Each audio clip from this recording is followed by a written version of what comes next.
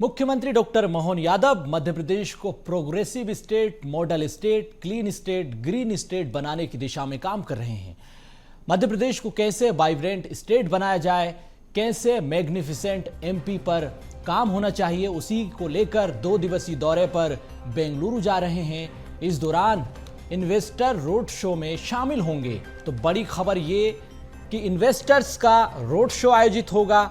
इसी में निवेशकों से संवाद करेंगे, उद्योगपतियों से बातचीत करेंगे।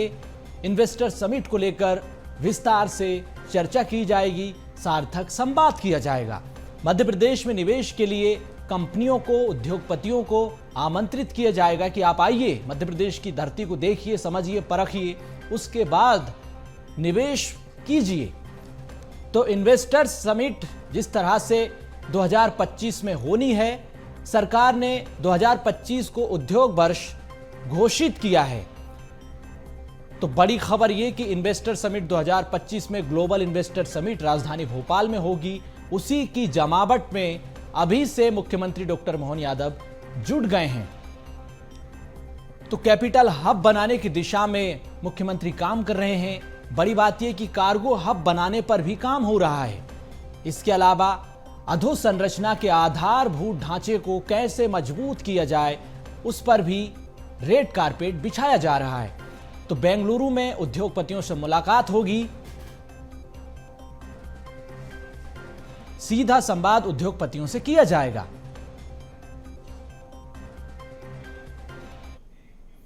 सहयोगी मनोज राठौर हमारे साथ इसी खबर पर जुड़ चुके हैं। मनोज जी, मुख्यमंत्री डॉक्टर मोहन यादव मध्य प्रदेश को model state, progressive state, green state, clean state, यहां तक कि वाइब्रेंट स्टेट बनाने की दिशा में काम कर रहे हैं। कैसे मध्य प्रदेश को मॉडल स्टेट के रूप में स्थापित किया जाए, उसी को लेकर बेंगलुरु का दौरा काफी महत्वपूर्ण है। इन्वेस्टर्स से बातचीत होगी, रोड शो में शामिल होंगे। निवेशकों को कैसे मध्य प्रदेश की धरती पर लुभाया जाए, इसी दिशा में सार्थक संवाद होगा। जी बिल्कुल, लगातार मध्य प्रदेश में किस तरीके से इन्वेस्टमेंट आए, ज़्यादा से ज़्यादा औद्योगिक इकाइयाँ लगें और हर सेक्टर में निवेशक यहाँ पर आके उद्योगों को स्थापित करें, ये सबसे बड़ी कोशिश सरकार की। यही कारण है कि आईटी से लेके औद्योगिक नीति के साथ तमाम वो विभाग जो कि उद्योगों को स्थापित करने में महत्वपूर्ण भूमिका निभाते हैं, उनकी जो नीतियां हैं उनमें भी बदलाव लाने का काम सरकार के द्वारा किया गया। पहली प्राथमिकता उद्योगपतियों को जो है इन्वेस्टमेंट के लिए, यानी उनकी जो भी सेक्टर है उन सेक्टर में उद्योग लगाने के लिए कोई परेशानी ना हो, इसका ध्यान खासा रखा जा रहा है। यही कारण है कि तमाम डिपार्टमेंट के जो प्रमुख अधिकारी हैं उनके साथ उनके दौरे दूसरे राज्यों में लगातार जारी है।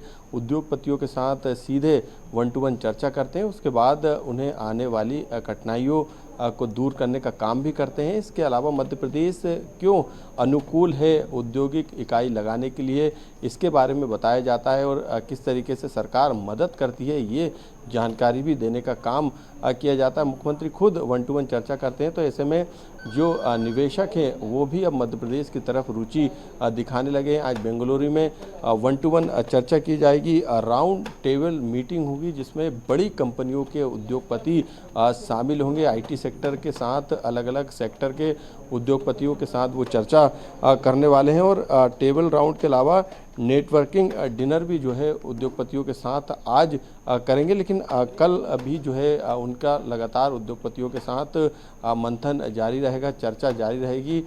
कल भी जो है वो बेंगलुरु में ही रहेंगे और कल का जो कार्यक्रम है उसके तहत जो है एडवांटेज मध्य प्रदेश जो है एक शॉर्ट फिल्म बनाई गई है, वो भी दिखाएंगे ताकि इन्वेस्टर को ये पता चल सके कि मध्य प्रदेश क्यों उनके लिए ज़रूरी है उद्योग लगाने के लिए। और हर सेक्टर पर फोकस किया जा रहा है। आईटी सेक्टर की बात करें या फिर आईटीईएस सेक्टर की बात करें, इलेक्ट्रॉनिक सिस्टम डिवाइस एवं की बात करें, गारमेंट्स की बात करें, इसके अलावा अलग अलग सेक्टर हैं जिनके उद्योगपति जो है इस 1-to-1 चर्चा के साथ इस मीटिंग में शामिल होंगे, जिस पर चर्चा की जाएगी कि मध्य प्रदेश में किस तरीके से फ़ायदा मिलेगा यदि वो औद्योगिक इकाई अपनी स्थापित करते हैं। और जिस तरीके से लगातार मध्य प्रदेश के रीजन में जो समिट की जा रही है उसके तहत भी जो उद्योगपति है वो रीजनल स्तर पर भी काफ़ी रुचि दिखा रहे हैं। बड़ी बड़ी कंपनियां इस समय मध्य प्रदेश की तरफ नज़र बनाए हुए मध्य प्रदेश दूसरे राज्य नहीं बल्कि देश ही नहीं बल्कि दुनिया की भी जो बड़ी कंपनियां हैं वो भी मध्य प्रदेश में बड़े निवेश की प्लानिंग में। यही कारण है कि अब सरकार के पास इन कंपनियों के जो प्रस्ताव है वो आना शुरू हो गए हैं। बिल्कुल। तो एडवांटेज ऑफ एमपी फिल्म देखिए, समझिए, परखिए कि मध्य प्रदेश की धरती कैसे अनुकूल वातावरण मुहैया करा रही है। जाहिर सी बात है, बेंगलुरु आईटी हब है। दूसरी बात यह कि सरकार ने आईटी पॉलिसी को लेकर भी महत्वपूर्ण फैसला लिया, कई बदलाव उसमें किए। दूसरी बात यह कि इंफ्रास्ट्रक्चर, अधोसंरचना के ढांचे को हम कैसे मजबूत कर रहे हैं। राहत रियायत के तमाम रास्ते सरकार ने उद्योगपतियों के लिए खोल दिए हैं।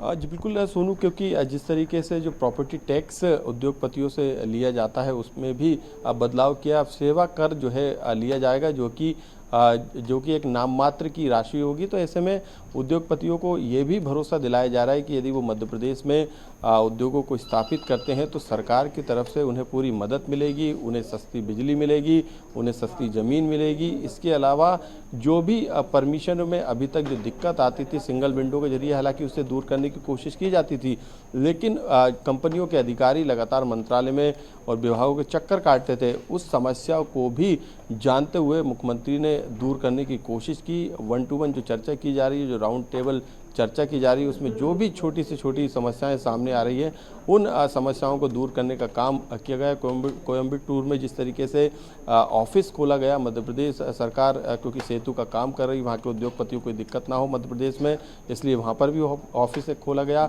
बेंगलुरु में भी कुछ इसी तरीके की प्लानिंग है। सरकार यहाँ पर भी अपना एक ऑफिस खोलेगी ताकि जो भी दस्तावेज यहाँ पे पूरे करना उद्योग लगाने संबंधित वो इसी ऑफिस के जरिए जो है मध्य प्रदेश शासन से उसका संवाद हो सके और ज़्यादा से ज़्यादा उद्योगपति जो है यहाँ पर अपना निवेश कर सके। तो ये सबसे बड़ी कोशिश है, क्योंकि सरकार का मानना है कि उद्योग आएंगे तो मध्य प्रदेश का विकास ही नहीं बल्कि मध्य प्रदेश के युवाओं को भी बड़ी संख्या में रोजगार मिलेगा।